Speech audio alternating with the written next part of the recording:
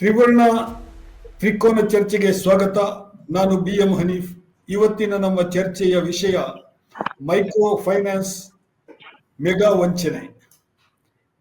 ಸದ್ಯ ಇವತ್ತು ಸುದ್ದಿಯಲ್ಲಿರುವಂತಹ ಸಂಗತಿ ಇದು.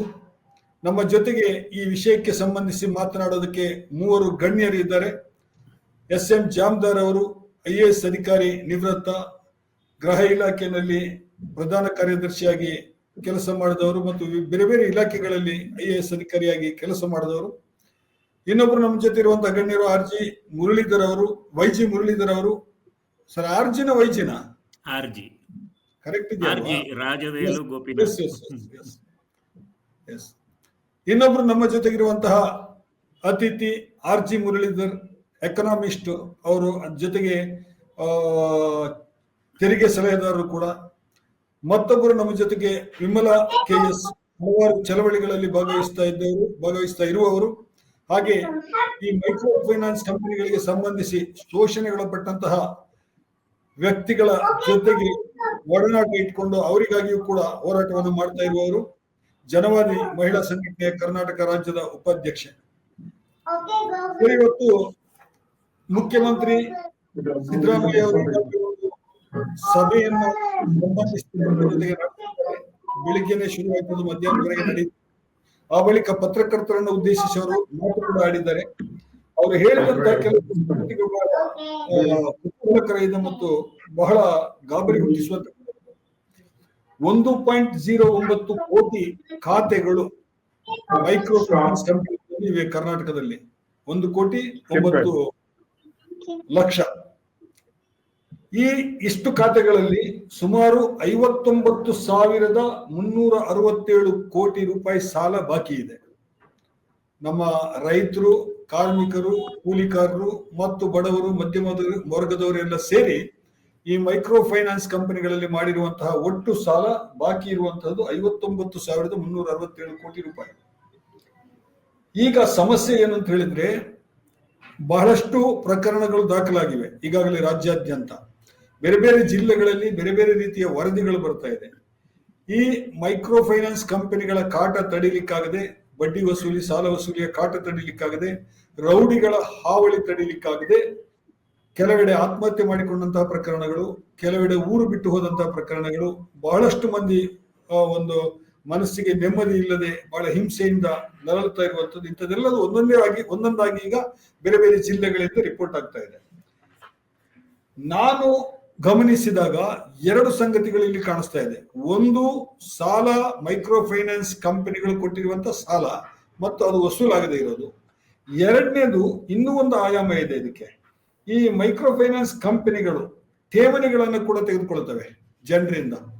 ಹಾಗೆ ಠೇವಣಿ ತೆಗೆದುಕೊಂಡು 1/2 ದುಡ್ಡು ಕೊಡ್ತೀವಿ ನಾವು. ಈಗ ಉದಾಹರಣೆಗೆ 4 ವರ್ಷಕ್ಕೆ ನಿಮ್ಮದು ಠೇವಣಿ ಡಬಲ್ ಆಗುತ್ತೆ ಅಥವಾ 3 ವರ್ಷಕ್ಕೆ ಡಬಲ್ ಆಗುತ್ತೆ, ತಿಂಗಳ ಇಷ್ಟು ಕಟ್ಕೊಳ್ಳಿ ಅಂತ ಹೇಳಿ ಕಟ್ಟಿಸಿಕೊಂಡು ಆಮೇಲೆ ಹಣವನ್ನು ವಂಚನೆ ಮಾಡಿ ಪರಾರಿಯಾದಂತಹ ಕಂಪನಿಗಳು. ಇದು ಇನ್ನೊಂದು ಆಯಾಮ ಇದಕ್ಕಿರುವಂತದ್ದು. ಡೆಪಾಸಿಟ್ ತಗೊಂಡು ರೈತರ ಮತ್ತು ಹೂಡಿಕೆದಾರರ ಡೆಪಾಸಿಟ್ ಅನ್ನು ವಾಪಸ್ ಕೊಡದೆ ಪರಾರಿಯಾಗಿರುವಂತಹದ್ದು.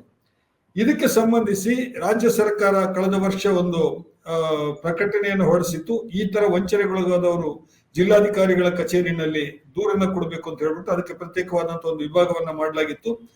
ಜಿಲ್ಲಾಧಿಕಾರಿಗಳ ಕಚೇರಿಗಳಲ್ಲಿ ರಾಜ್ಯದಲ್ಲಿ ಈವರೆಗೆ ವಂಚನೆಗೆ ಒಳಗಾಗಿ ದೂರು ಕೊಟ್ಟವರ ಸಂಖ್ಯೆ 7.80 ಲಕ್ಷ. ಇನ್ನೂ ಬಹಳ ಮಂದಿ DC ಆಫೀಸಿಗೆ ಬರ್ತಾ ಇದ್ದಾರೆ ಬೇರೆ ಬೇರೆ ಜಿಲ್ಲೆಗಳಲ್ಲಿ ದೂರು ಕೊಡೋದಕ್ಕೆ. ಆದ್ರೆ ಈಗ ಕ್ಲೋಸ್ ಮಾಡಿದ್ದಾರೆ.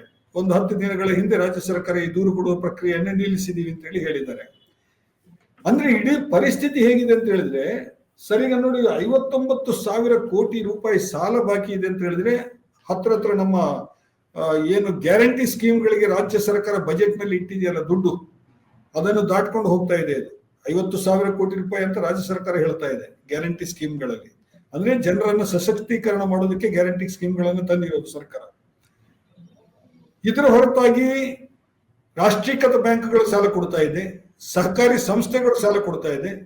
ಅದರ ಹೊರತಾಗಿಯೂ ಕೂಡ ಜನ ಇಷ್ಟೊಂದು ಸಾಲ ಮಾಡ್ತಾ ಇದ್ದಾರೆ. ಈ ಸಾಲದ ಮರುಪಾವತಿಗೆ ಈ ಮೈಕ್ರೋ ಫೈನಾನ್ಸ್ ಕಂಪನಿಗಳು ನಡೆಸ್ತಾ ಇರುವಂತಹ ಕ್ರಿಮಿನಲ್ ಚಟುವಟಿಕೆಗಳು, ಜನ ಸಂಕಷ್ಟದಲ್ಲಿದ್ದಾರೆ. ಇದನ್ನ ಹೇಗೆ ನಾವು ಅನಲೈಸ್ ಮಾಡಬಹುದು ಜಾಮದಾರ್ ಸರ್? ಏನಿದೆ ಪರಿಸ್ಥಿತಿ ಇದು? ಈಗ ತಾವು ಕೊಟ್ಟ ಅಂಕಿ ಸಂಖ್ಯೆಗಳನ್ನ ನಾವು ರಾಷ್ಟ್ರ ಮಟ್ಟದಲ್ಲಿ ನೋಡಿದ್ರೆ ಆ ಸಂಖ್ಯೆಗಳು ಇನ್ನೂ ಬಹಳಷ್ಟು ದೊಡ್ಡ ಸಂಖ್ಯೆಯಲ್ಲಿದೆ. ಉದಾಹರಣೆಗಾಗಿ ಸುಮಾರು 15 ಕೋಟಿ ಜನ ಈ ರೀತಿ ಮೈಕ್ರೋ ಫೈನಾನ್ಸ್ ಕಂಪನಿಯಿಂದ ಸಾಲ ತಗೊಂಡಿದ್ದಾರೆ. 15 ಕೋಟಿ ಜನ ಈ ದೇಶದಲ್ಲಿ. ಅದು ನಿಮ್ಗೆ ಗೊತ್ತಿರುವ ಹಾಗೆ ಬ್ಯಾಂಕ್ಗಳು ಏನಿದೆ, ಎಲ್ಲಾ ಬ್ಯಾಂಕ್ಗಳು ಸೇರಿ ಸುಮಾರು 33% ಸಾಲ ಕೊಡ್ತಕ್ಕಂತ ಒಂದು ಮಾರ್ಕೆಟ್ ನಲ್ಲಿ ಅವ್ರ ಶೇರ್ ಇದ್ರೆ, ಮೈಕ್ರೋ ಫೈನಾನ್ಸ್ ಕಂಪನಿಗಳು ಸುಮಾರು 40% ಶೇರ್ ಇದೆ ಅವ್ರದ್ದು. ಅಂದ್ರೆ ಈ ಮೈಕ್ರೋ ಫೈನಾನ್ಸ್ ಕಂಪನಿಗಳನ್ನ ನಾವು ತೆಗೆದು ಹಾಕ್ಬಿಟ್ರೆ 60% ಮಾತ್ರ ಮನಿ ಲೆಂಡಿಂಗ್ ಅನ್ನ ಬೇರೆಯವರು 60% ಅಲ್ಲ, ಆಕ್ಚುಲಿ ಬ್ಯಾಂಕಿಂಗ್ ಸೆಕ್ಟರ್ ಇಂದ ಹೋಗ್ತಾ ಇರೋದ್ರೆ 33%, ಇವ್ರದ್ದು ಒಂದು 39 ಅಂತಂದ್ರೆ 72% ಬ್ಯಾಂಕ್ಸ್ ಪ್ಲಸ್ ಇವರು ಕೂಡಿ ಕೊಡ್ತಿದ್ದಾರೆ.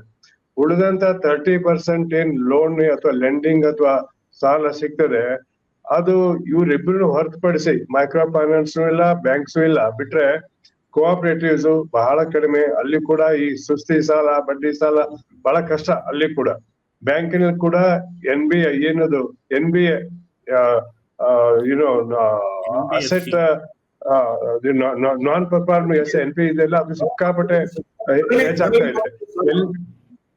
ಎಲ್ಲ ಕಡೆಯಲ್ಲಿ ಈ ಸಮಸ್ಯೆ ಇದೆ. ಬ್ಯಾಂಕಿಂಗ್ ಸೆಕ್ಟರ್ ನಲ್ಲಿ ಇದೆ, ಕೋಆಪರೇಟಿವ್ ಇದೆ.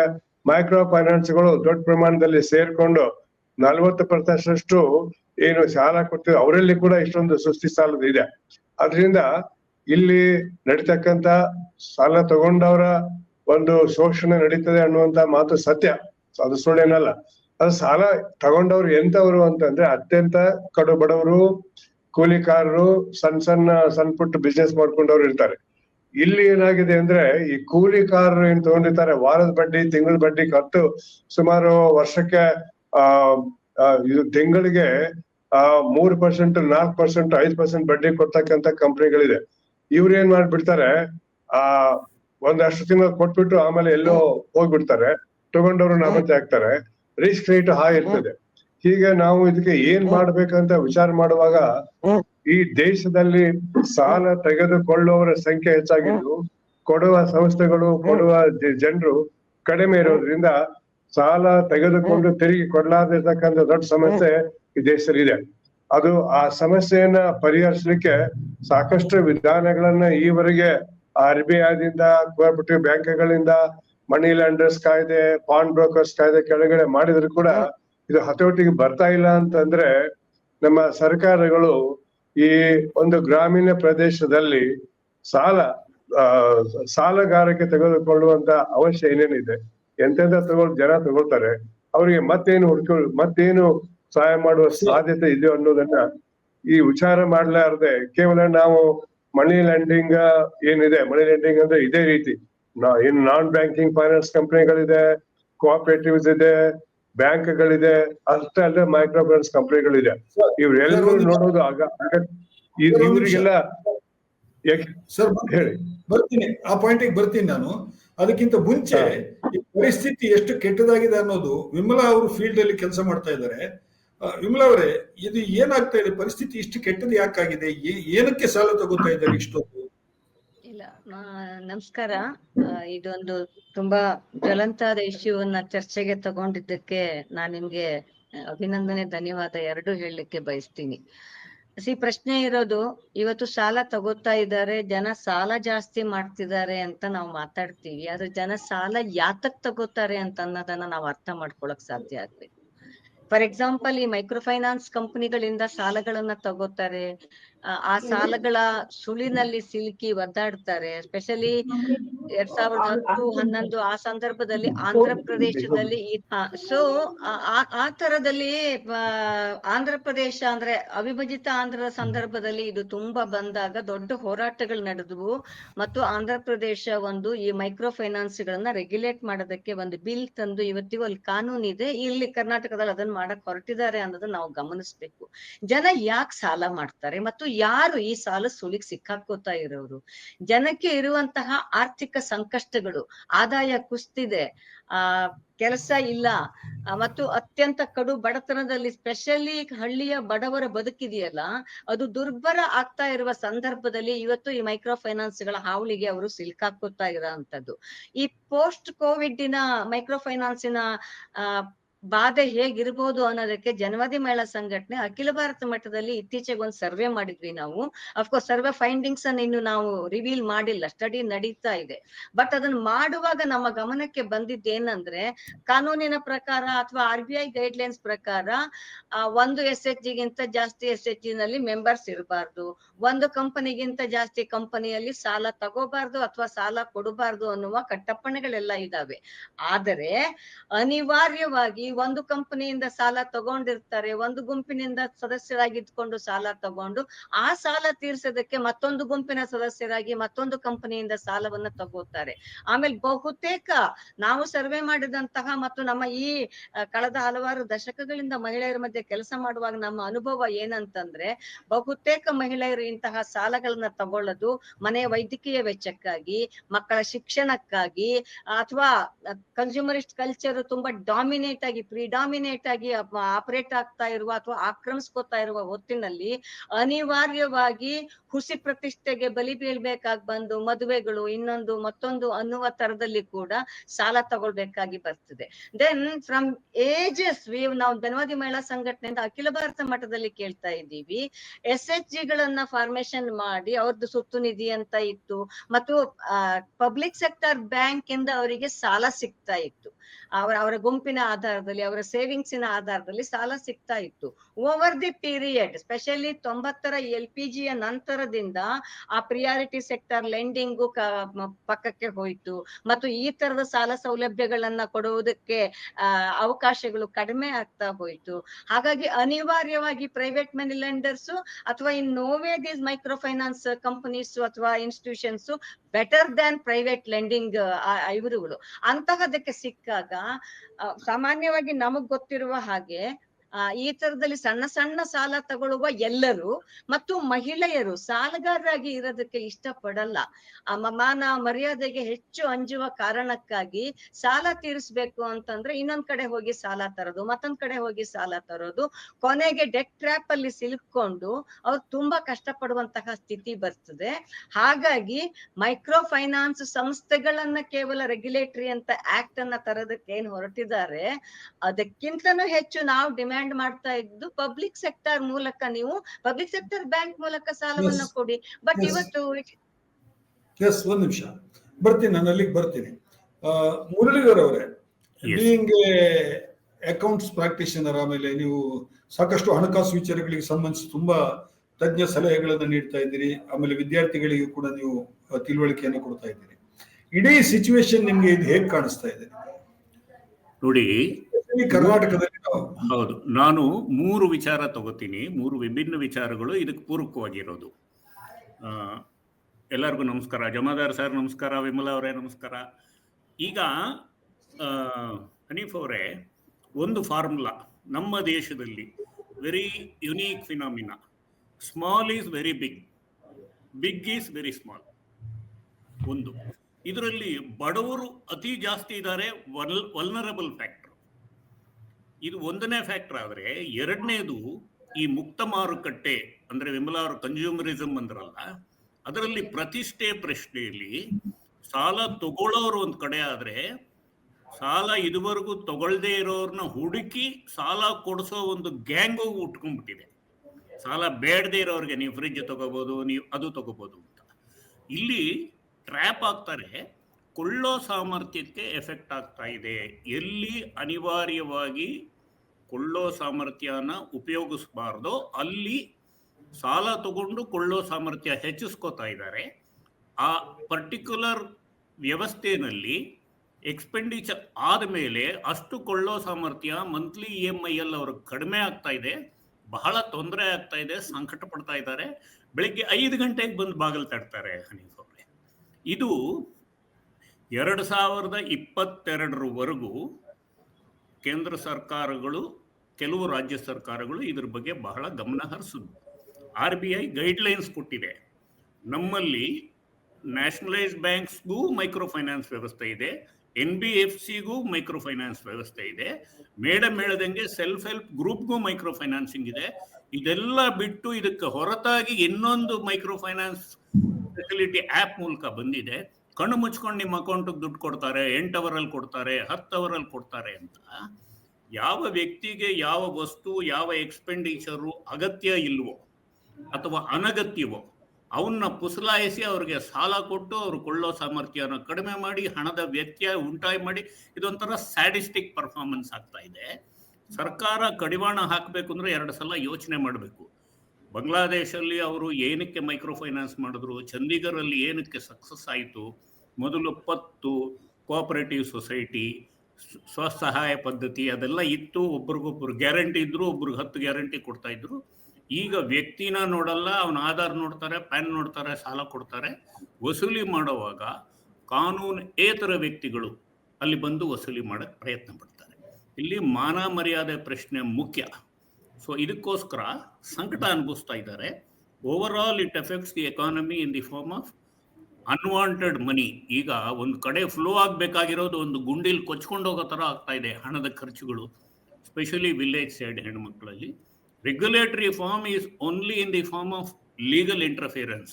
ನನ್ನ ಪ್ರಕಾರ as an street accountant I am telling you, free enterprises ಅಲ್ಲಿ ಸಾಲ ಕೊಡೋ ಕಂಪನಿಗಳು ಎಲ್ಲಿಂದ ಹಣ ಬಂತು ನಿಮಗೆ ಕೊಡೋದಕ್ಕೆ ಸರ್ಕಾರ ಕೇಳ್ಬೋದು, ಹೇಗೆ ವಸೂಲಿ ಮಾಡೋ ಪ್ರೊಸೀಜರ್ ಅಂತ ಕೇಳ್ಬೋದೇ ಹೊರತು ವಸೂಲಿ ಮಾಡಬೇಡಿ ಅಂತ ಕಾನೂನು ಹೇಳೋದಕ್ಕೆ ಸಾಧ್ಯನೇ ಇಲ್ಲ. ಅದಕ್ಕೆ ತಗೊಳ್ಳೋ ಪ್ಯಾರಾಮೀಟರ್ಸ್ ಫಿಕ್ಸ್ ಮಾಡಬೇಕು. ಬಹಳ ಕಷ್ಟಕರವಾದ ವಿಚಾರ ಅಂದರೆ ಯಾವುದು ಮೈಕ್ರೋ ಫೈನಾನ್ಸು ಯಾವುದು NBFC ಅಂತ ಕಂಡುಹಿಡಿಯೋ ರೆಗ್ಯುಲೇಷನ್ನೇ ಇಲ್ಲ. NBFCಗೆ ಸಪ್ರೇಟ್ ಸೆಟ್ ಆಫ್ ರೂಲ್ಸ್ ಇದೆ, ಮೈಕ್ರೋ ಫೈನಾನ್ಸ್ಗೆ ಸಪ್ರೇಟ್ ಲಿಸ್ಟ್ ಆಗಿದೆ. ನೀವು ಆ ಡಿಪಾಸಿಟ್ ಅಂತ ಹೇಳಿದ್ರಿ, ಡಿಪಾಸಿಟ್ ಅನ್ನೋದು ನನ್ನ ನಾಲೆಜ್ ಪ್ರಕಾರ is not an authorised thing for a micro finance. People who lend money to the finance. ಇಲ್ಲಿ ಕ್ಲಸ್ಟರ್ ಫೈನಾನ್ಸ್ ಅಂತ ಬಂದ್ಬಿಟ್ಟು ಅನೇಕ ಜನ ನಗರದಲ್ಲಿ ಯುವಕರು ಅವರೆಲ್ಲ ಬಡವರಿಗೆ ಸಹಾಯ ಆಗಲಿ ಅಂತ 50,000, 1 ಲಕ್ಷ, 2 ಲಕ್ಷ ಎಲ್ಲ ಕ್ಲಸ್ಟರ್ ಫೈನಾನ್ಸ್ ಅಲ್ಲಿ ಕೊಟ್ಟಿದ್ದಾರೆ. ಬಟ್ ಇದನ್ನ ವಿತರಣೆ ಮಾಡುವಾಗ ಒಂದು ವ್ಯತ್ಯಯ ಉಂಟಾಗಿದೆ, ವಸೂಲಿ ಮಾಡುವಾಗ ಸಂಕಟ ಉಂಟಾಗಿದೆ. ಬ್ಯಾಂಕ್ಗಳಲ್ಲಿ ಸಾಲ ಕೊಡುವಾಗ ಯೋಚನೆ ಮಾಡಿ ಪ್ರಾಜೆಕ್ಟ್ ರಿಪೋರ್ಟ್ ನೋಡಿ ಕೊಟ್ಟು ಆದರೂ NPA ಆಗೋ ಸಾಧ್ಯತೆ ಇದೆ. ಒಟ್ಟಾರೆ you should boost repayment capacity, increase purchase capacity. ಅಂದರೆ ಈ ಥರ ಮೈಕ್ರೋ ಫೈನಾನ್ಸ್ ಕಂಪನಿಗಳನ್ನ ರೆಗ್ಯುಲೇಟ್ ಮಾಡಬೇಕು. ಆಮೇಲೆ ಕಾನ್ಫ್ಲಿಕ್ಟಿಂಗ್ ಮ್ಯಾಟ್ರಸ್ ಆಗ್ತಾ ಇದೆ. 3ನೇದು, ಕುಮಾರಸ್ವಾಮಿ ಅವರಿದ್ದಾಗ 10,000 ರೂಪಾಯಿ ಕೊಡ್ತೀವಿ ಅಂದರು. ನಾನು ನೋಡ್ ಟೈಮ್ ಇದರಲ್ಲಿ ಗಾಡಿಯವರು ಬ್ಯಾಂಕು ಕೊಡುತ್ತೆ. ಈಗಲೂ GST ಟರ್ನ್ ಓವರ್ ಮೇಲೆ 50 ಲಕ್ಷ ರೂಪಾಯಿವರೆಗೂ ಸಾಲ ಕೊಡೋದಿದೆ. ಬಟ್ ಇದೆಲ್ಲ ಏನಾಗುತ್ತೆ ಅಂದರೆ, is it going for A reproductive value? Value addition ಆಗ್ತಾ ಇದೆಯಾ? ವ್ಯಾಲ್ಯೂ ಅಡಿಷನ್ ಇಂದ ಇವ್ರು ವಾಪಸ್ ಕೊಡೋಕ್ಕಾಗತ್ತಾ ಅಂದರೆ ಅಲ್ಲಿ ಪ್ರಶ್ನೆ ಬರೋದು. ಮೇಡಮ್ ಹೇಳ್ದಂಗೆ ಮದುವೆಗೆ, ಬೇರೆ ಕೆಲಸಗಳಿಗೆ, ಒಂದು ವೆಹಿಕಲ್ಗೋ, ಒಂದು ರೆಫ್ರಿಜರೇಟರ್ಗೋ, ಒಂದು ವಾಷಿಂಗ್ ಮಿಷಿನ್ಗೋ, ಒಂದು ಗ್ರೈಂಡಿಂಗ್ ಮಿಷಿನ್ಗೋ ತಗೋಬಿಡ್ತಾರೆ. ಎಸ್ ಸರ್, ಜಾಮದಾರ್ ಸರ್, ಇದು ಪರಿಸ್ಥಿತಿ ಜನ ಹೆಚ್ಚು ಸಂಖ್ಯೆಯಲ್ಲಿ ಮೈಕ್ರೋ ಫೈನಾನ್ಸ್ ಕಂಪನಿಗಳ ಮೂಲಕ ಮತ್ತು ಮನಿ ಲೆಂಡರ್ಗಳ ಮೂಲಕ ಏನ್ ಸಾಲ ತಗೋತಾ ಇದ್ದಾರೆ. ಇಸ್ ಇಟ್ ಶೋಸ್ ದಟ್ ನಮ್ಮ ಕೋಆಪರೇಟಿವ್ ವ್ಯವಸ್ಥೆ ಕುಸಿದಿದೆ ಅಂತ ಅನಿಸ್ತಾ ಇದೆಯಾ? ಕೋಆಪರೇಟಿವ್ ಸೊಸೈಟೀಸ್ ಗಳು ಅಥವಾ ಕಮರ್ಷಿಯಲ್ ಬ್ಯಾಂಕ್ಗಳು ಏನಿದೆ, ನ್ಯಾಷನಲೈಸ್ಡ್ ಬ್ಯಾಂಕ್ಗಳು, ಇವೆಲ್ಲ ಅವರ ಕೆಲಸವನ್ನು ಸರಿಯಾಗಿ ಮಾಡ್ತಾ ಇಲ್ಲ ಅಂತ ಅನಿಸ್ತಾ ಇದೆ ನಿಮಗೆ? ಅವೆಲ್ಲವೂ ಕೆಲವು ಮಟ್ಟಿಗೆ ಸತ್ಯ ಅಂತ ಕಂಡ್ರು ಕೂಡ ಈ ದೇಶದಲ್ಲಿಯ ಒಟ್ಟು ಯಾವುದೇ ಕಾಲದ ಇತಿಹಾಸ ತಗೊಂಡ್ರು ಕೂಡ ಈ ಗ್ರಾಮೀಣ ಪ್ರದೇಶದಲ್ಲಿ ಈ ಹಾವಳಿ ಒಂದು ಕಡೆ ಇದ್ರೆ, ನಗರ ಪ್ರದೇಶದಲ್ಲಿ ಸಾಮಾನ್ಯವಾಗಿ ಇಸ್ಲಾಂ ಕೊಳಚೆ ಪ್ರದೇಶದಲ್ಲಿ ಅತಿ ಹೆಚ್ಚಾಗಿರ್ತದೆ. ಇಲ್ಲಿರೋರೆಲ್ಲ ಅತ್ಯಂತ ಬಡವರೇ. ಈ ಬಡವರಿಗೆ ಯಾವ ರೀತಿಯ ಒಂದು ಸೌಲಭ್ಯ ಕಲ್ಪಿಸಿದ್ರೆ ಅವರು ಉಪಯೋಗ ಮಾಡ್ಕೊಳ್ತಾರೆ, ತಿರುಗಿ ಸಾಲ ಕಟ್ತಾರೆ, ಸಾಲ ಕೊಡೋರಿಗೆ ಕಷ್ಟ ಆಗುದಿಲ್ಲ, ತಗೊಳ್ಳೋರಿಗೆ ಕಷ್ಟ ಆಗಿಲ್ಲ ಅನ್ನುವಂತ ಪದ್ಧತಿಯನ್ನ ಈ ದೇಶದ ಆರ್ಥಿಕ ವ್ಯವಸ್ಥೆಯಲ್ಲಿ ನಿರ್ಮಿಸುವಂತ ಅನೇಕ ಪ್ರಯತ್ನಗಳು ಇಲ್ಲಿವರೆಗೆ ನಡೆದ್ರು ಕೂಡ ಅವು ಯಾವ ಸಂಪೂರ್ಣವಾಗಿ ಯಶಸ್ವಿ ಆಗಿಲ್ಲ. ನಾನು ಈ ಸಹಕಾರ ಕ್ಷೇತ್ರದಲ್ಲಿ ಬಹಳ ವರ್ಷ ಕೆಲಸ ಮಾಡಿದ್ದೇನೆ.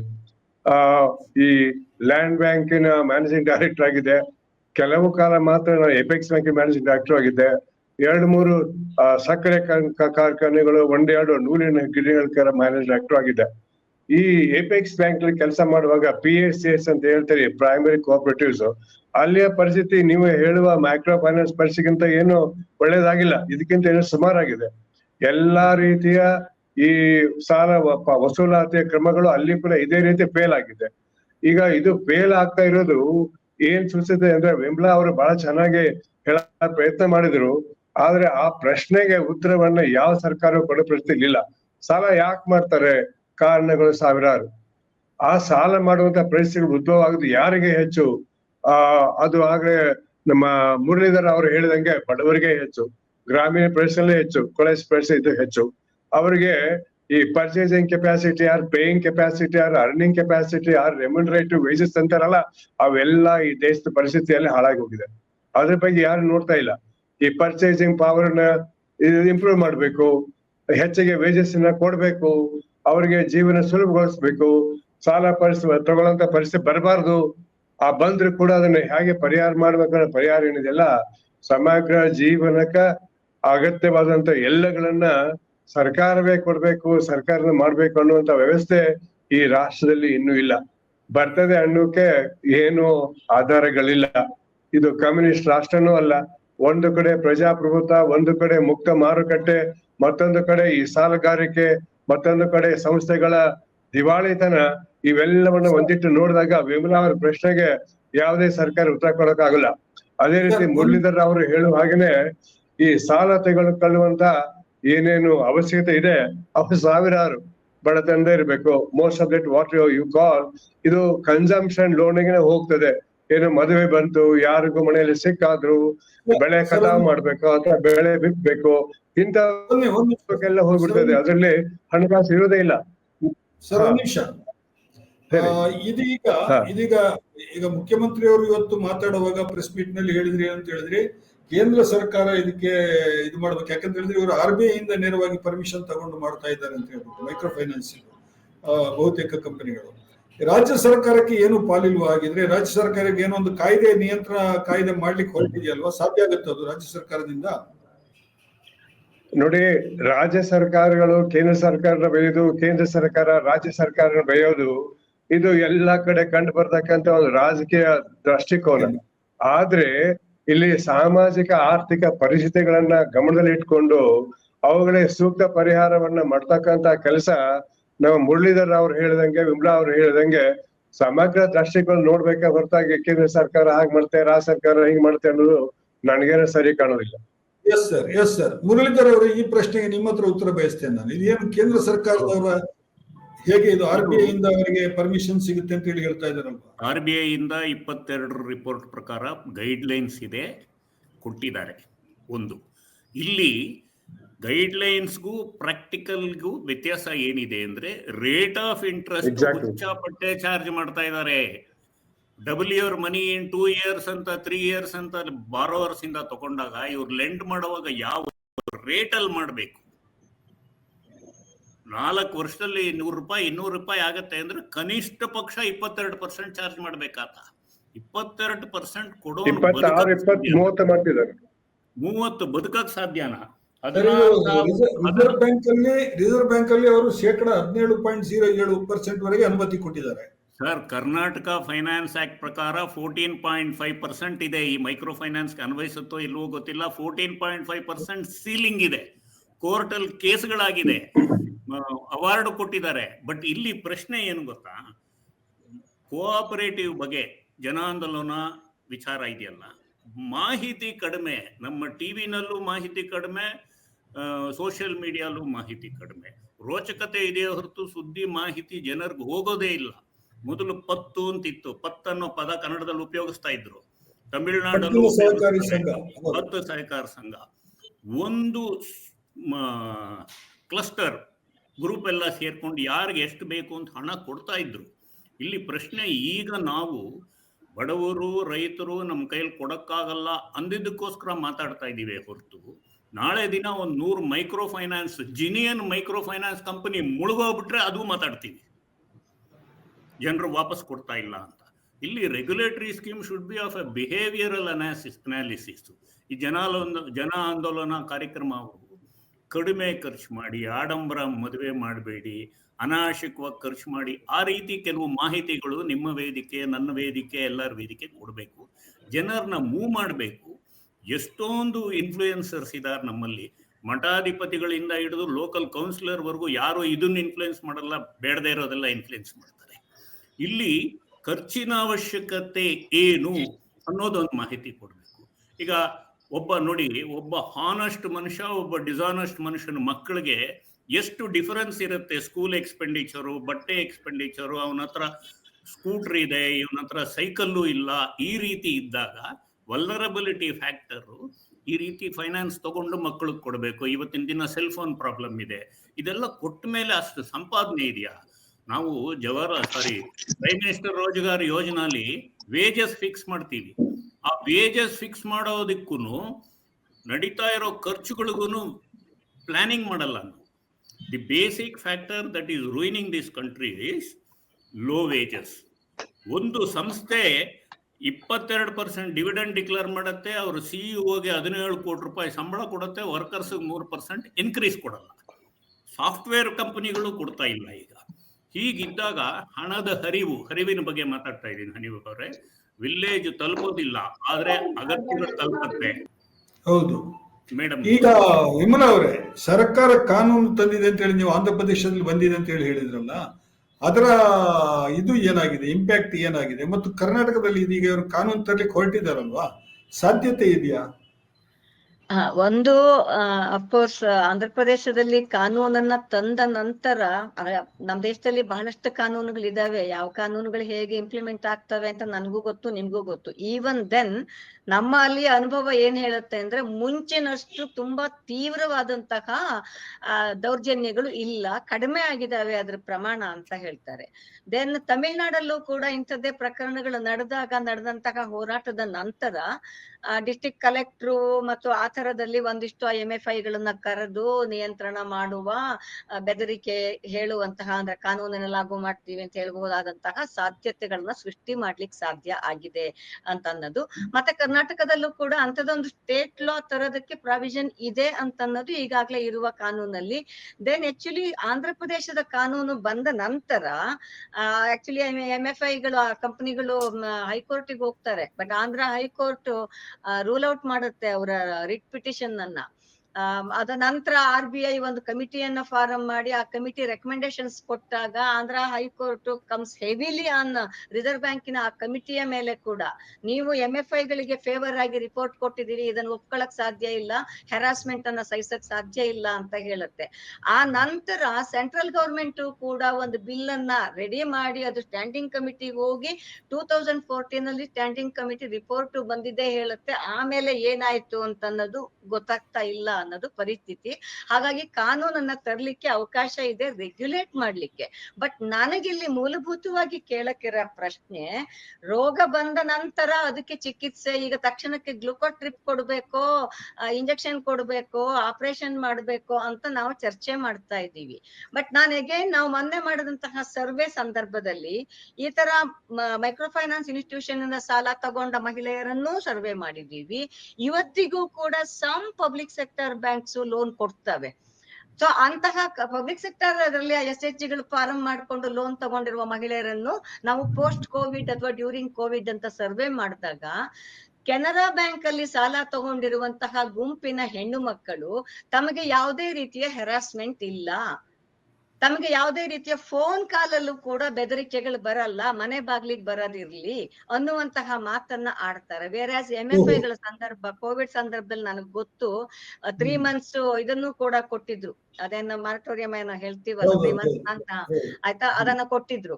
ಅದನ್ನು ಕೂಡ ಕೊಡದೇನೆ ಹೆಣ್ಣು ಮಕ್ಳ ಹತ್ರ ಹೋಗಿ ಏಜೆಂಟ್ಗಳು ಯಾರು ಕಲೆಕ್ಷನ್ ಮಾಡಕ್ ಹೋಗೋರು ನನ್ ಜೊತೆ ಮಲ್ಕೋ ಬಾ, ನಿನ್ ಲೋನ್ ಅನ್ನ ಕಟ್ತೀನಿ ಅಂತ ಹೇಳಿದಂತಹ ಸಂದರ್ಭ, ಅಂದ್ರೆ ಅಷ್ಟು ಕೆಟ್ಟ ಸ್ಥಿತಿಯಲ್ಲಿ ಇರ್ಬೇಕಾ ಸ್ಥಿತಿ ಇದೆಯಲ್ಲ. ಹಾಗಾಗಿ ನಾನ್ ಕೇಳೋದು, ನಾನೊಬ್ಬ ರಿಟೈರ್ಡ್ ಬ್ಯಾಂಕ್ ಎಂಪ್ಲಾಯಿ, ನಾನು ಬ್ಯಾಂಕಿಗೆ 80ರ ದಶಕದಲ್ಲಿ ಸೇರಿದಾಗ ಇಂತಹ ಸಣ್ಣ ಸಣ್ಣ ಸಣ್ಣ ಸಣ್ಣ ಅಗತ್ಯಗಳಿಗೆ ಅನುಗುಣವಾದಂತಹ ಡಿಫರೆನ್ಷಿಯಲ್ ಇಂಟ್ರೆಸ್ಟ್ ರೇಟ್ ಅಂತ ಅನ್ನುವಂತಹ ಸಾಲದ ಸೌಲಭ್ಯ ಇತ್ತು.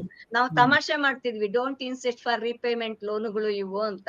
2,000, 3,000, 1,000, 5,000, ಮ್ಯಾಕ್ಸಿಮಮ್ 10,000.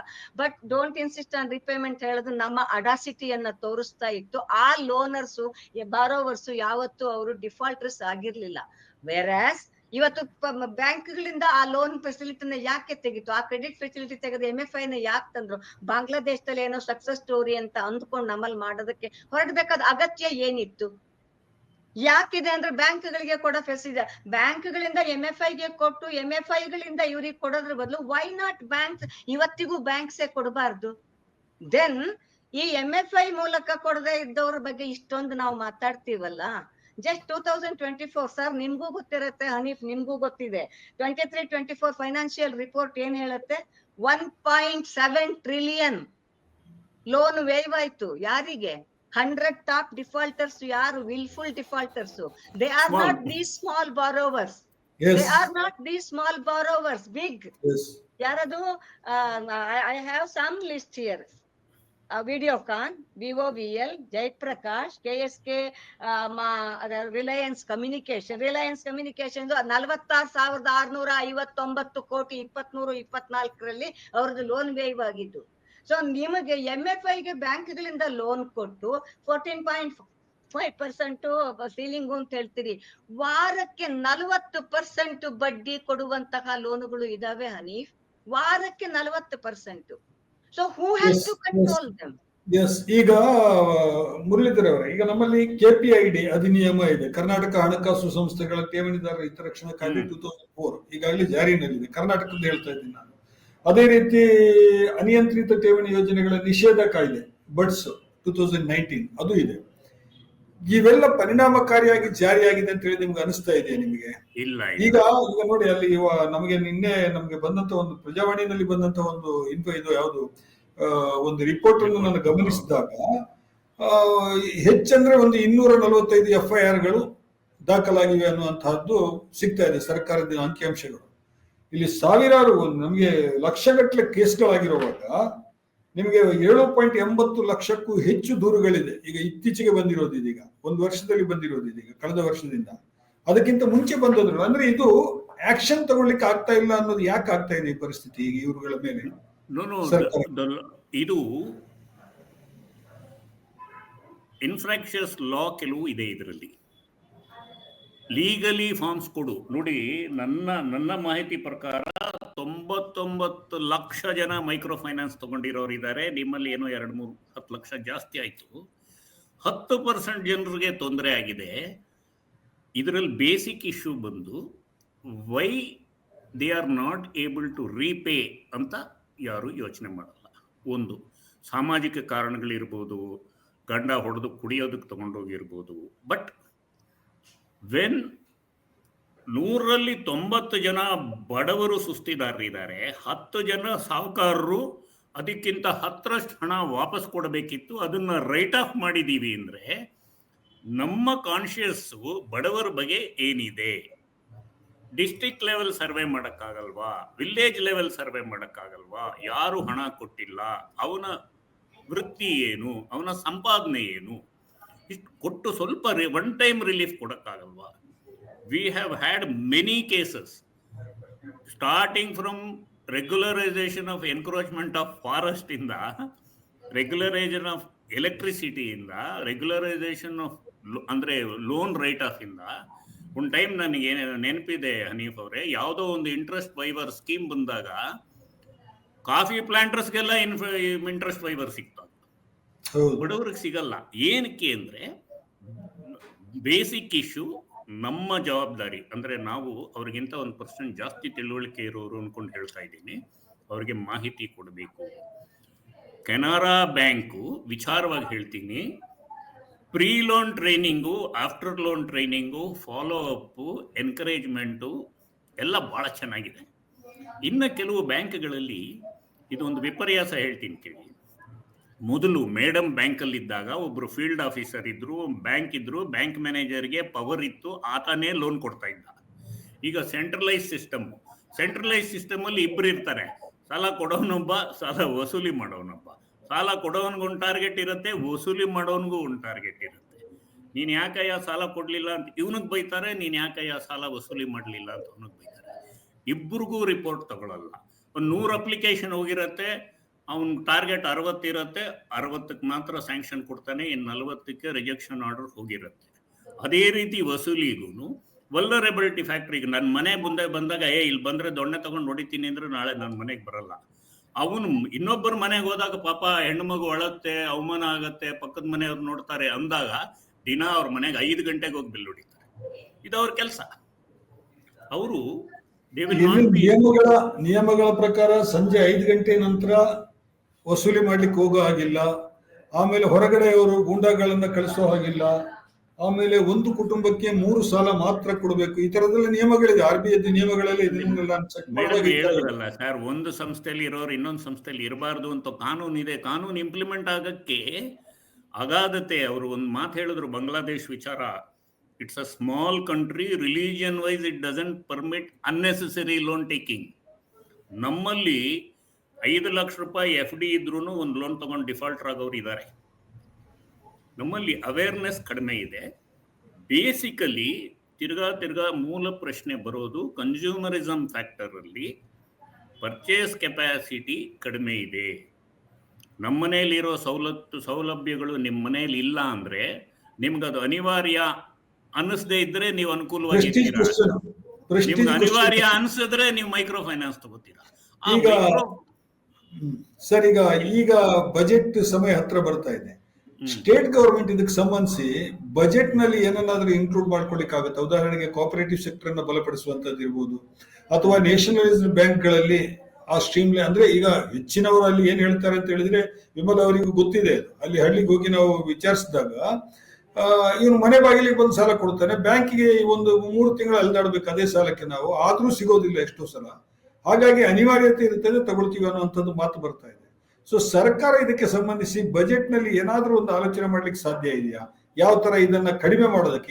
ಈಗ ಈ ತರದ ಖಾಸಗಿ ಲೇವಾದೇವಿದಾರರ ಇದು, ಆಮೇಲೆ ಮೈಕ್ರೋ ಫೈನಾನ್ಸ್ ಸಂಸ್ಥೆಗಳ ಹಿನ್ನೆಲೆ ಸರಿ ಇಲ್ದಿದ್ದಂತ ಸಂಸ್ಥೆಗಳೆಲ್ಲ ಮಾಡ್ತಾ ಇರೋದನ್ನ ಶಿಕ್ಷೆ ಕೊಡೋದೊಂದು ಬೇರೆ. ನೀವು ನಿಯಂತ್ರಣ ಮಾಡುವಾಗ ಈ ಇನ್ಫ್ಲೋ ಮತ್ತೆ ಫ್ಲೋ ಜಾಸ್ತಿ ಆಗ್ಬೇಕಲ್ಲ, ಅಲ್ಲಿ ಫೈನಾನ್ಷಿಯಲ್ ಫ್ಲೋ ಜಾಸ್ತಿ ಆಗ್ಬೇಕಲ್ಲ, ಅದನ್ನ ಯಾವ ತರ ಮಾಡ್ಲಿಕ್ಕೆ ಸಾಧ್ಯ ಆಗುತ್ತೆ? ಅಲ್ಲಿ ಬಜೆಟ್ ಮಾಡುವಾಗ ಏನಾದ್ರೂ ಒಂದು ಸೂಚನೆ ಏನಾದ್ರು ಇದು ಮಾಡ್ಲಿಕ್ಕೆ ಆಗತ್ತೆ ನಮಗೆ? ಮುರಳೀಧರ್, ನಿಮ್ ಕೇಳ್ತಾ ಇದ್ದೀನಿ ನಾನು. ಸರ್, ಇಲ್ಲಿ ಕಳೆ ಬೆಳೆ ಎರಡು ಒಟ್ಟಿಗೆ ಬೆಳೆದು ಬಿಟ್ಟಿದೆ.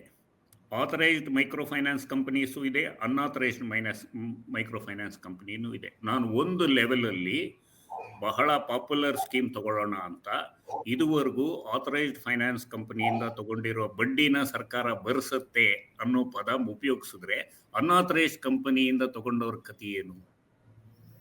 ಬಜೆಟ್ ಅಲ್ಲಿ ಕೆಲವು ಅನುಕೂಲಗಳು ಮಾಡಿಕೊಡ್ಬೋದೇ ಹೊರತು in the form of refinance and ಅದೆಲ್ಲ ಈಗಾಗಲೇ ಇದೆ. ನಮ್ಮಲ್ಲಿ 1 ಲಕ್ಷ ರೂಪಾಯಿವರೆಗೂ 3% ಸಾಲ, 2 ಲಕ್ಷ ರೂಪಾಯಿವರೆಗೂ 3% ಸಾಲ, ಇದೆಲ್ಲ ಇದೆ. ಬಟ್ ರೂರಲ್ ಫ್ಯಾಕ್ಟರ್ಗೆ ಹೋದ್ರೆ ಬೆಳೆ based, income based. Best one decision should be taken to give X money to every person. ಅಲ್ಲಿ ತಿರ್ಗಾ ಡಿಫ್ರೆನ್ಶಿಯೇಟ್ ಆಗತ್ತೆ. ನಮಗೆ ಸಾಲ ತಗೊಂಡವ್ರಿಗೆ ಮಾತ್ರ ದುಡ್ಡು ಹೋಗುತ್ತೆ. So it's a very education is one, information is one, tightening the rules for the lenders. ಬಾರೋವರ್ಸ್ಗೆ ಸ್ವಲ್ಪ ರಿಸ್ಟ್ರಿಕ್ಷನ್ ಹಾಕೋದು ಲೆಂಡರ್ಸ್ ರೂಲ್ಸ್ ಅಲ್ಲಿ ತಾನಾಗೆ ಇನ್ಬಿಲ್ಟ್ ಆಗಿರುತ್ತೆ. NBFC ರೂಲ್ಸ್ ಎಲ್ಲ ಚೆನ್ನಾಗಿದೆ. ಮೈಕ್ರೋ ಫೈನಾನ್ಸ್ ಅವ್ರು ಇದಕ್ಕೆ ಬರ್ತಾ ಇಲ್ಲ. ಮೇಡಮ್ ಹೇಳಿದ್ರು 2014ರಲ್ಲಿ ಕಮಿಟಿ ಫಾರ್ಮ್ ಆಯ್ತು ಅಂತ. ಅದಾದ್ಮೇಲೆ RBI ಗೈಡ್ಲೈನ್ಸ್ ಬಂದಿದೆ, these recommendations cannot be delayed beyond 1/1/2022 ಅಂತ. ಬಟ್ ಅದು ತಲುಪಲ್ಲ.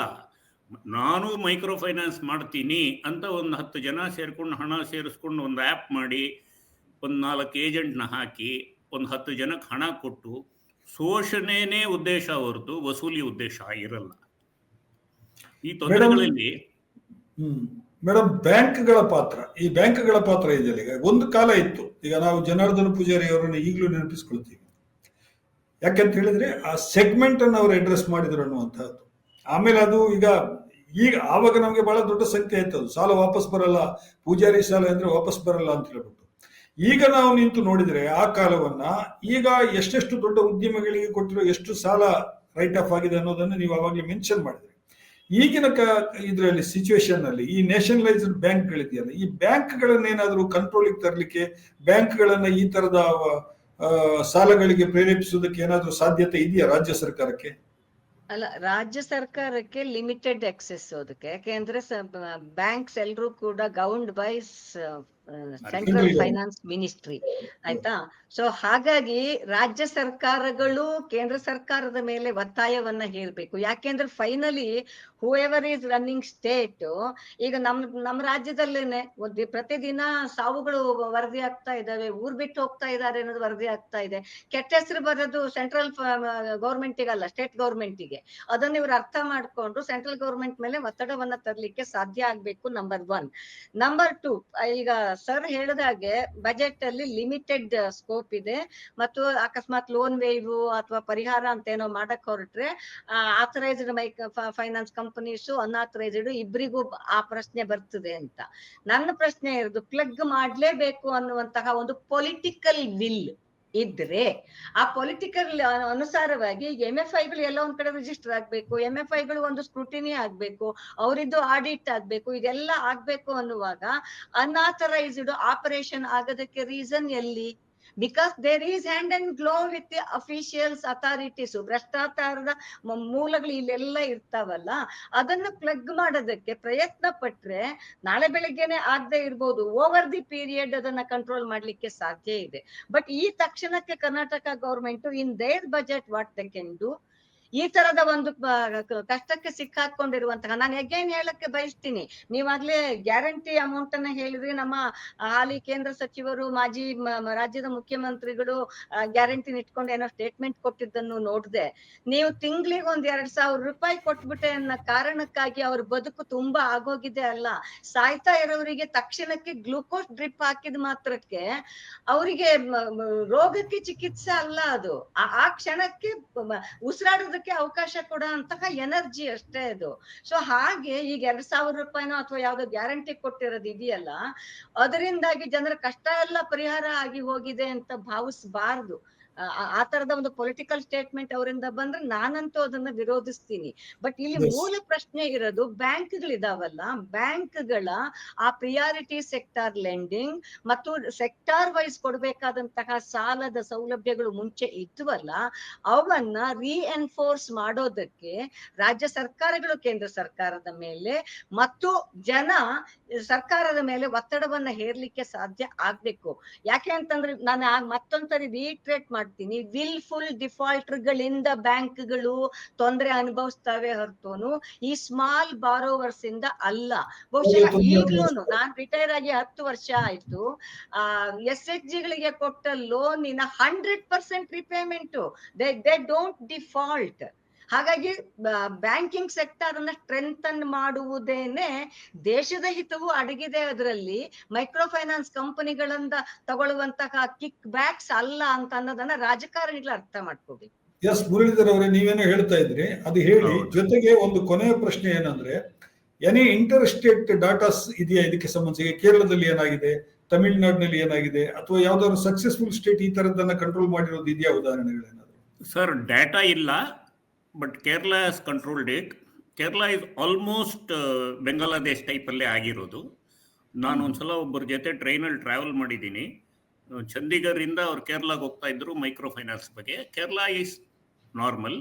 ಕರ್ನಾಟಕಲು 9% figure is not bad sir, but repercussions are very bad. ಇಲ್ಲಿ ಮಧ್ಯದಲ್ಲಿ ನಾನು ಹೇಳಬೇಕಾಗಿದ್ದು ಹೇಳ್ತೀನಿ. It may look very impractical, but it is a solution.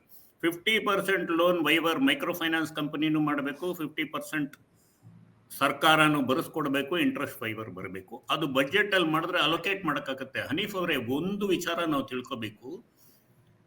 ಈ ರಾಜಕೀಯ ಅನ್ನೋ ಒಂದು ಪದ ಉಪಯೋಗಿಸ್ಕೊಬಿಟ್ರೆ, every budget is a wrong budget for the other man, good budget for the one more person. ಹಣಕ್ಕೆ ನಮ್ಮಲ್ಲಿ ತೊಂದರೆನೇ ಇಲ್ಲ. 40,000 ಕೋಟಿ ಕೊಟ್ಟು ಒಂದು ಕಾರ್ಯಕ್ರಮ ಮಾಡೋದು, ಮುಂದಿನ ಬಡ್ಜೆಟ್ಟು ನನ್ನ ಮಾತು ಕೇಳಿ ಅದು 60,000, 70,000, 2,000, 2.5 ಆಗ್ಬೋದು, ಅನ್ಎಂಪ್ಲಾಯ್ಡ್ ಗ್ರಾಜ್ಯುಯೇಟ್ಗೆ 3 ಆಗ್ಬೋದು. ಅದರಲ್ಲಿ ಇದನ್ನು ಅಳಿಸ್ಕೊಡ್ಬೋದು. ಹಣಕ್ಕೆ ಯಾವತ್ತೂ ತೊಂದರೆ ಆಗಲ್ಲ. ಒಂದು ಬೀರ್ ಬಾಟ್ಲಿಗೆ 50 ಪೈಸಾ ತೆರಿಗೆ ಜಾಸ್ತಿ ಮಾಡಿದ್ರೆ ಸಾಕು, ಎಲ್ಲ ಲೋನು ಕೊಚ್ಕೊಂಡು ಹೋಗ್ಬಿಡುತ್ತೆ. ಒಂದು ವೈನ್ ಬಾಟ್ಲಿಗೆ 10 ರೂಪಾಯಿ ಜಾಸ್ತಿ ಮಾಡಿದ್ರೆ ಸಾಕು. ನಾನು ಪ್ರತಿ ಸಲ ಹೇಳ್ತೀನಿ, ಅವ್ರು ನನ್ನ ಬೈಯೋದೇ ಅಷ್ಟೇ, ಯಾಕ್ರಿ ನೀವು ಲಿಕ್ಕರ್ ಮೇಲೆ ಹಿಂಗೆ ಕೋಪಿಸ್ಕೊತೀರ. ಸಿಗರೇಟು ವೈನ್ ಮೇಲೆ ಜಾಸ್ತಿ ಮಾಡಕ್ಕೆ ಏನು ತೊಂದರೆ ಇದೆ ನಮಗೆ? ರಾಮಕೃಷ್ಣ ಹೆಗ್ಡೆ ಇದ್ದಾಗ ರೂರಲ್ ಡೆವಲಪ್ಮೆಂಟ್ ಸೆಸ್ ಅಂತ ಹಾಕಿದ್ರು, ನೆನಪಿದ್ಯಾ? 0.5% ಆಗಿ 0.25 ಆಗಿ ಆ ರೀತಿ ಆಗಿ income from liquor towards repayment of micro finance loan ಅಂತ. But it should be one time. ಅಷ್ಟರಲ್ಲಿ ಒಂದು 3 ವರ್ಷ ಕಾರ್ಯಕ್ರಮ ಹಾಕ್ಕೊಂಡು ಲೋಕಲ್ ಲೆವೆಲ್ ಡಿಸಿಪ್ಲಿನ್ ಎನ್ಫೋರ್ಸ್ ಮಾಡಿ, ಪಂಚಾಯತ್ ಲೆವೆಲ್ ಡಿಸಿಪ್ಲಿನ್ ಎನ್ಫೋರ್ಸ್ ಮಾಡಿದ್ರೆ ಮುಂದಕ್ಕೆ ಈ ಮೆಕನೈಸೇಷನ್ ಚೆನ್ನಾಗಿ ನಡೆಯುತ್ತೆ. ಇಲ್ಲ ಅಂದರೆ ಒಂದು ದೊಡ್ಡ ದುರಂತ ಏನು ಅಂದರೆ ಮೈಕ್ರೋ ಫೈನಾನ್ಸು ಕೊಳವೆ ಬಾವಿಗಳ ಥರ ಕೆಟ್ಟೋಗುತ್ತೆ ಸರ್ಕಾರ ಇಂಟರ್ಫಿಯರ್ ಆದರೆ. ಒಂದೇ ಒಂದು ವಿಚಾರ ಹೇಳ್ತೀನಿ, ಅರ್ಥ ಮಾಡ್ಕೊಳ್ಳಿ, ಕರೆಕ್ಟಾಗಿ ಅರ್ಥ ಮಾಡ್ಕೊಳ್ಳಿ. ನಮ್ಮಲ್ಲಿ ಸಂಪಲ್ ನೀರಿದೆ, ಮೋಟರ್ ಇದೆ, ಎಲೆಕ್ಟ್ರಿಸಿಟಿ ಇದೆ, ನೀರು ಮೇಲೆ ಹೋಗ್ತಾ ಇಲ್ಲ. ಇದು ನಮ್ಮ ರೈತರ ಪರಿಸ್ಥಿತಿ. ನಮಗೆ ಬೇಕಾಗಿರೋದು ಒಂದು ಮಗ್ ನೀರು, ಮೋಟರ್ ಬಿರಡೆ ತೆಗೆದು ಹಾಕ್ಬಿಟ್ಟು ಆನ್ ಮಾಡಿದ್ರೆ ಅದು ತಾನಾಗೆ ಸರ್ಕ್ಯುಲೇಟ್ ಆಗ್ತದೆ. ಇಷ್ಟೇ ಫೈನಾನ್ಸ್ ವಿಚಾರದಲ್ಲಿ ಅರ್ಥ ಮಾಡಿಕೊಂಡು ನೋಡಿ ಸರ್, ಎಲೆಕ್ಷನ್ಗೆ ಒಬ್ಬ ಥರ್ಡ್ ಪಾರ್ಟಿ ವರ್ಕರು ಈ ಮನೆಯಲ್ಲಿ ಇಷ್ಟು ಜನ ಇದ್ದಾರೆ, ಇಲ್ಲಿ ಈ ಜಾತಿಯವರು ಇದ್ದಾರೆ, ಇವರು ಕಾಲು ಸರಿ ಇಲ್ಲ, ಇವರು ಕೈ ಸರಿ ಇಲ್ಲ ಅನ್ನೋ ಮಾಹಿತಿ ನಮ್ಮ ಹುಡುಗರಿಗೆ ಸಿಗುತ್ತೆ ಹೊರತು ಸರ್ಕಾರಕ್ಕೆ ಸಿಗ್ತಾ ಇಲ್ಲ. ಸರ್ಕಾರಕ್ಕೆ ಸಿಕ್ಕಿದ್ರೆ ಅದನ್ನು ವಿತರಣೆ ಮಾಡೋಕ್ಕೆ ಏನು ತೊಂದರೆ? ಇಲ್ಲಿ ಇಚ್ಛೆಯ ವ್ಯತ್ಯಯ ಆಗ್ತಾ ಇದೆ, ಲಂಚದ ವಿಜೃಂಭಣೆ ಆಗ್ತಾ ಇದೆ. ಎಲ್ಲರೂ ತಪ್ಪು ಮಾಡೋವಾಗ ಮುಂಚೆನೇ ಪ್ರೊಟೆಕ್ಷನ್ ತಗೊಂಡ್ಬಿಡ್ತಾರೆ, ಪ್ರೊಟೆಕ್ಷನ್ ತಗೊಂಡ್ಮೇಲೆ ತಪ್ಪು ಮಾಡ್ತಾರೆ. ತಪ್ಪು ಮಾಡುವಾಗ ಶೋಷಣೆ ಅನ್ನೋದು ಅನಿವಾರ್ಯ ಆಗಿಬಿಡುತ್ತೆ. ಶೋಷಣೆ ಆತ್ಮಹತ್ಯೆ ರೂಪಕ್ಕೆ ಹೋಗಿ ಅದಕ್ಕೊಂದು ಬಣ್ಣ ಬಂದಾಗ ನಮ್ಮಂಥವ್ರು ಬಂದು ಹೀಗೆ ಮಾತಾಡೋ ಪರಿಸ್ಥಿತಿ. ಎಸ್ ಸರ್, ಬಹಳ ಒಳ್ಳೆಯ ಚರ್ಚೆ ಅಂತ ಹೇಳಿ ನಾನು ಅನ್ಕೊಂಡಿದ್ದೀನಿ. ಇವತ್ತು ನಾವು ಈ ಸಂದರ್ಭದಲ್ಲಿ ಏನ್ ಮಾಡಬಹುದು ಅದನ್ನ ಮಾಡ್ಲಿಕ್ಕೆ ಪ್ರಯತ್ನ ಮಾಡ್ತಾ ಇದ್ದೀವಿ. ನಾವು ತ್ರಿವರ್ಣ ನ್ಯೂಸ್ ನಲ್ಲಿ ಈ ತರದ ಮೌಲಿಕವಾದಂತಹ ಚರ್ಚೆ, ನಾವು ಇದು TRP ಚರ್ಚೆ ಅಲ್ಲ, ನನಗೆ ಗೊತ್ತಿದೆ. ಇದನ್ನು ನೋಡೋರು ಬಹಳ ಕಡಿಮೆ ಜನ ಮತ್ತು ಹೆಚ್ಚು ಸಮಯ ತಗೊಳುತ್ತೆ ನೋಡೋದಕ್ಕೆ ಅನ್ನೋದು ಕೂಡ ಗೊತ್ತಿದೆ. ಆದ್ರೆ ಇಟ್ಸ್ ಎ ಗುಡ್ ಡಿಸ್ಕಷನ್. ಇದನ್ನ ನಾವು ಪಾಲಿಸಿ ಫ್ರೇಮರ್ಸ್ ಮತ್ತು ಪಾಲಿಸಿ ಇನ್ಫ್ಲೂಯೆನ್ಸರ್ಸ್ಗೆ ಈ ಚರ್ಚೆಯನ್ನು ಫಾರ್ವರ್ಡ್ ಮಾಡ್ತೀವಿ. ನಾವು ಅವ್ರಿಗೆ ಏನಾದ್ರೂ ಇದರಿಂದ ಪ್ರಯೋಜನಗಳನ್ನು ತಗೊಳ್ಳೋದಾದ್ರೆ ತಗೊಳ್ಳಿ ಅಂತ ಹೇಳ್ತಾ, ನಮ್ಮ ಇವತ್ತಿನ ಚರ್ಚೆ ಕಾರ್ಯಕ್ರಮದಲ್ಲಿ ಭಾಗಿಸಿದಂತ ಮುರಳೀಧರ್ ಮತ್ತು ವಿಮಲಾ, ಒಂದೇ ಒಂದು ವಿಮಲಾ ಮೇಡಮ್ಗೂ ನಿಮ್ಗೂ ಒಂದೇ ಆಗಾಗ ವಾಣಿಜ್ಯ ಕಾರ್ಯಕ್ರಮಗಳನ್ನ ನಡೆಸಿ ಎಸ್ ಸರ್ ಮಾಡ್ತೀವಿ, ಮಾಹಿತಿ ಹೋಗ್ಲಿ. ಹಾಗೂ ಜಾಮದಾರ್ ಅವರಿಗೂ ಕೂಡ ನಾನು ಈ ಸಂದರ್ಭದಲ್ಲಿ, ಅವರು ಸ್ವಲ್ಪ ಅನಿವಾರ್ಯ ಕಾರಣಗಳಿಂದ ಹೋಗ್ಬೇಕಾಯ್ತು, ಅವರಿಗೂ ಕೂಡ ತ್ರಿವರ್ಣ ನ್ಯೂಸ್ ನ ಪರವಾಗಿ ಕೃತಜ್ಞತೆಗಳನ್ನು ಅರ್ಪಿಸ್ತಾ ಈ ಕಾರ್ಯಕ್ರಮವನ್ನು ಮುಗಿಸ್ತಾ ಇದ್ದೀನಿ. ನಮಸ್ಕಾರ.